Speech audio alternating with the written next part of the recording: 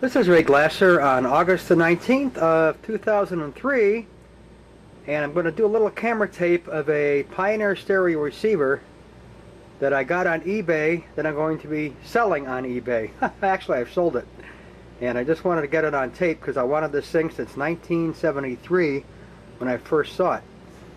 So let me see what I can do in the way of close-ups here.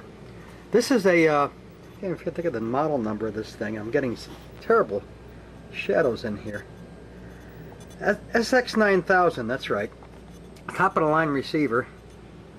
Boy, this is terrible. Typical 1970s, except for this thing, the tone color, which is very unique. And of course the reverb, which is one of the main reasons I wanted this thing. But I bought this thing about 6 months ago. I have never used it. I tried it out once and it seemed to work okay, and I sold it for the same thing I bought it for.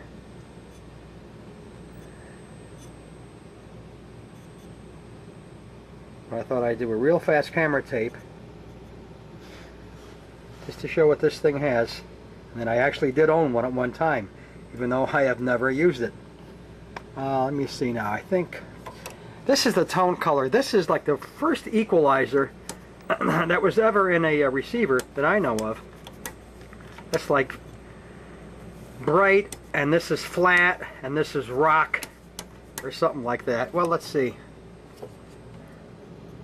Bass, vivid, soft. Oh well. Alright, so here's bass heavy, here's the vivid, here's flat, and there's soft. Alright, so that's a tone color. And here's the reverb, which is controlled by right here. And when you turn it on, you get all these different little weird lines in there, as you can see. But I'm going to be bidding on a Pioneer reverb amp that has the same kind of display on there. So I really don't need this thing anymore. The tuning meters, of course I never listen to the radio anymore, so that's a moot point with this thing. The radio does work though, at least as far as I recall. But it was nice while I had it. A nice, very heavy paperweight and all that. But I really don't need it. It's just taking up space. One less thing to move if we do move. Here's the back of it with very little light.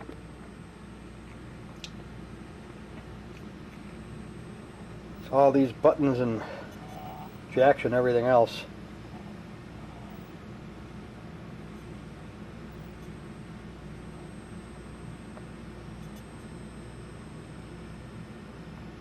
There we are.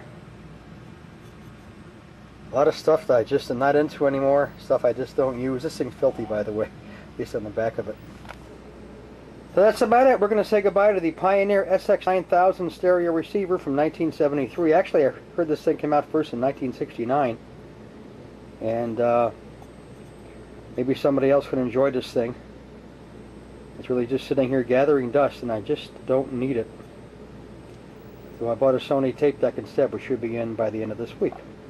Okay, Ray Glasser, the day after my 56th birthday, here on August the 19th of 2003.